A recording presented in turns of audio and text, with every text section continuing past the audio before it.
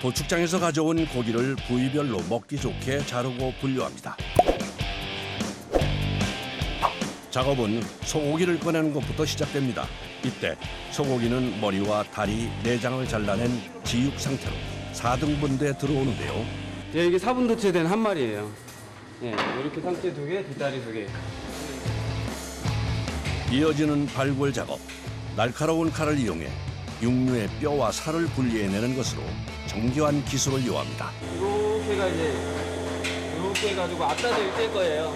앞다리를 떼고 나서 이렇게 해가지고 양지를 떼고요. 그 다음에 이렇게 해가지고 등심을 뗄 거예요. 네.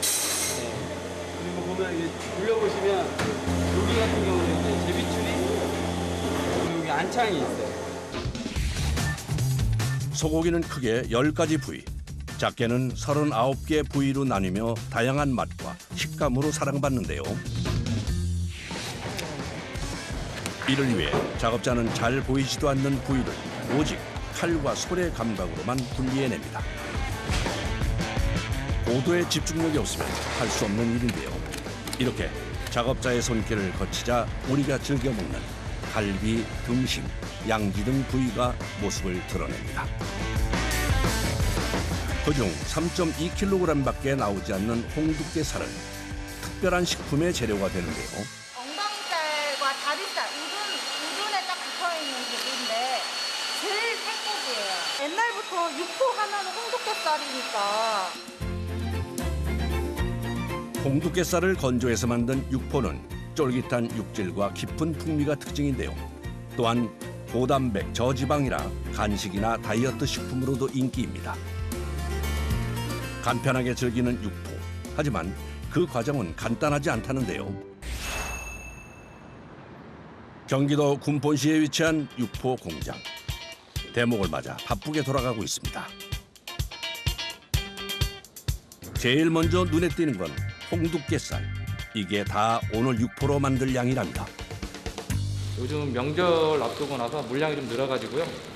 한 360kg? 이 정도 될 것 같아요. 작업 시간은 같은데 만들어야 할 양은 늘었기에 서둘러야 합니다. 육포 만들기 첫 단계는 홍두깨살 손질하기. 살코기로 이루어진 부위지만 소량이라도 근막과 지방을 제거해줘야 하는데요. 근막과 지방이 남아있을 경우 육포의 맛과 식감에 영향을 주기 때문입니다. 이때 살코기 손실을 최소화시켜야 하기 때문에 기술자가 전담으로 맡습니다. 이게 지방도 잘 깎아내야 되고 그다음에 지방을 잘못 깎아내면 살코기도 같이 깎아내다 보니까 이거는 경력자만 저희가 이렇게 작업하는 거를 진행하고 있습니다. 손질이 끝난 홍두깨살은 먹기 좋은 두께로 잘라줍니다. 360kg의 양을 똑같이 빠르게 잘라야 하기 때문에 세절기를 이용하는데요. 이때 육포의 두께는 씹었을 때 가장 맛있는 식감을 찾기 위해 오랜 시간 연구에 찾아냈답니다. 저희 기준에서는 7mm 두께로 썰고 있어요. 각 가공장이나 이런 데마다 좀 노하우는 있겠지만 저희 노하우로서는 7mm가 가장 최적화됐다고 보고 있거든요. 7mm 두께로 잘려 나오는 홍두깨살. 정확하게 자르기 위해 냉동시킨 고기를 살짝 해동해서 사용합니다. 여기까지 작업이 끝난 고기는 다음 과정을 위해 옮겨주는데요. 물을 받아 고기를 넣어준 후 핏물 빼기에 들어갑니다.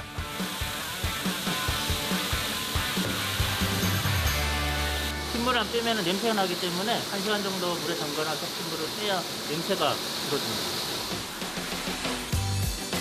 물에 홍두깨살을 넣을 때는 한꺼번에 다 넣는 것이 아니라 한 장씩 떼서 넣어주는데요. 이렇게 해야 물속에 들어갔을 때 뭉치거나 붙어있지 않아 핏물이 잘 빠지기 때문입니다.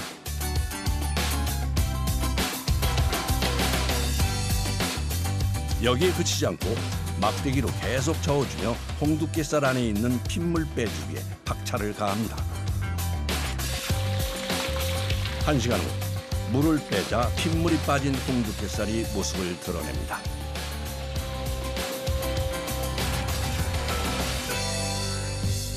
이 정도 색깔이 나오면 꺼낼 때가 됐다는 뜻이기도 합니다. 바로 물기를 빼기 위해 체에 옮겨주는데요. 고기가 물기를 먹어 옮기는 데 힘이 많이 듭니다.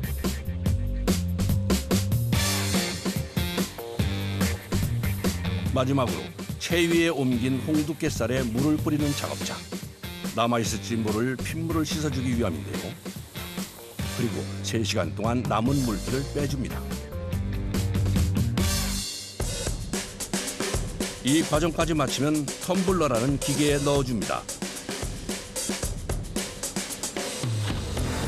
그 사이 육포에 들어갈 비법 염지액을 만드는 작업자. 고기 냄새는 잡아주고 맛은 높여주는 역할을 하는데요. 완성된 염지액은 홍두깨살이 들어가 있는 텀블러에 넣어줍니다. 골고루 섞어주기 위해 이 기계를 사용한다는군요.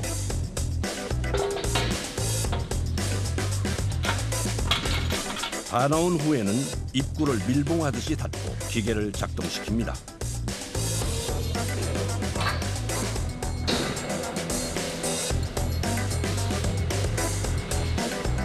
그런데 호스 같은 부품에서 공기가 빠져나오기 시작합니다. 뭐 쉽게 말하면 고기를 약간 부풀려가지고 그 안으로 염지액에 잘 스며들 수 있게끔 하는 작업입니다.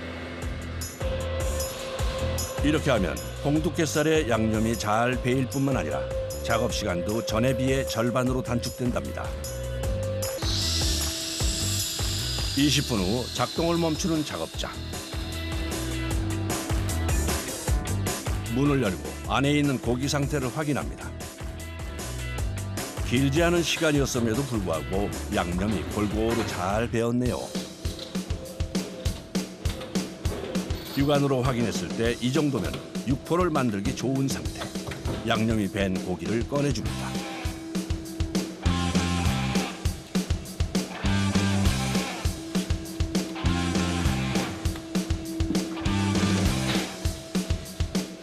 그리고 그 위에 랩을 덮어 수분이 날아가는 걸 막아주는데요. 여기까지 마친 홍두깨살은 바로 건조하지 않고 냉장고에 넣어줍니다. 저온에서 숙성을 거쳐 육포 맛을 좀 더 깊게 만들어주기 위해서인데요. 24시간 숙성을 해야 됩니다. 하루 동안 숙성을 거친 홍두깨살은 체에 올려 접히거나 뭉치는 부분이 생기지 않게 사람의 손으로 하나하나 펼쳐주는데요. 모양이 흐트러지면 그대로 건조되기 때문에 최대한 펴줘야 합니다. 정성과 인내 없이는 할 수 없는 작업. 하지만 하나라도 허투루 할 경우 육포 맛에 이상이 생기기 때문에 한 장 한 장 정성을 다합니다.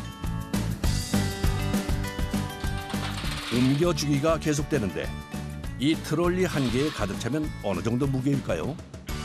이 정도가 한 45kg 정도 되고요. 그다음에 이렇게 한 2번씩 이렇게 한 번 들어갈 때마다 그렇게 들어갑니다. 물 한 번 마실 시간 없이 계속되는 작업. 끝나자마자 바로 옮겨줍니다. 다음 과정을 위해 도착한 곳은 건조실. 건조기 안에서 육포가 잘 만들어지게 하기 위해 무엇보다 온도에 신경을 쓰고 있는데요. 저온으로 천천히 수분을 빼는 작업을 해요.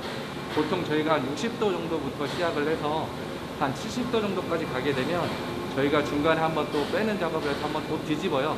골고루 이제 건조될 수 있도록. 육포가 건조되는 동안에도 자리를 뜨지 못하는 작업자.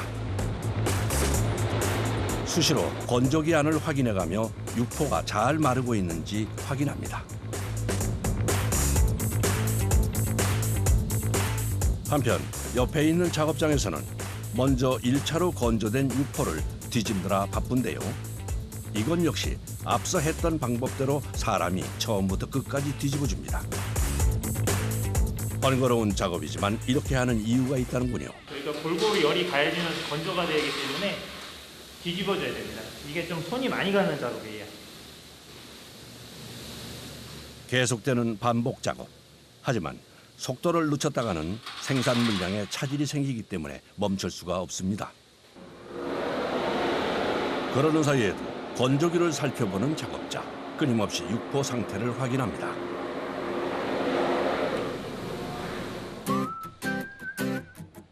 이렇게 앞뒤로 뒤집어가며 5시간을 말려주면 홍두깨살이 육포로 재탄생되는데요.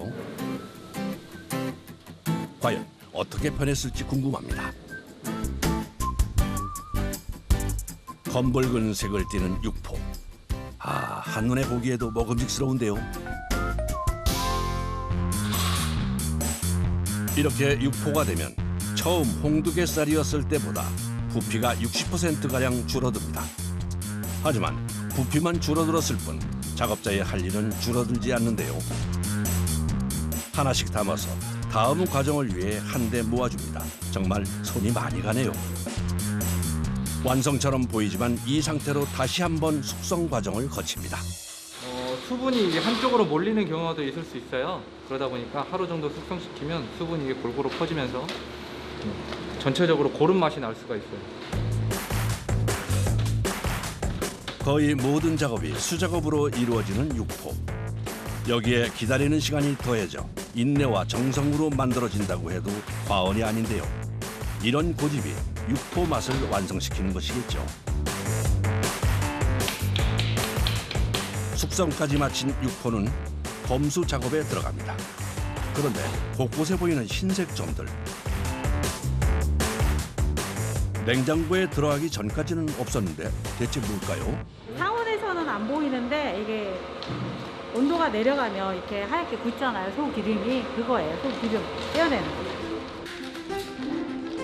육포의 맛을 느끼하게 만드는 이런 기름은 안에 숨어 있기 때문에 겉으로 봐서는 전혀 알 수 없는데요. 그래서 마지막으로 저온 숙성하면서 굳어져 올라오면 사람이 하나하나 확인해가며 제거해주고 있습니다. 이 과정까지 통과한 육포는 200g씩 진공 포장을 합니다. 마지막으로 금속 탐지기까지 통과하면 이제 포장돼서 소비자 앞으로 나갈 준비만 남았는데요. 처음에는 저도 몰랐었거든요. 이 일을 하기 전에는. 근데 직접 제가 해보니까 수공 과정이 너무 많고 그만큼 힘들어요. 이 육포가 되기까지가. 그 비싼 이유를 알겠어요. 오랜 세월 사람들의 입을 즐겁게 만들어준 육포. 그 뒤에는 작업자들의 정성과 고집이 있었습니다. 언제나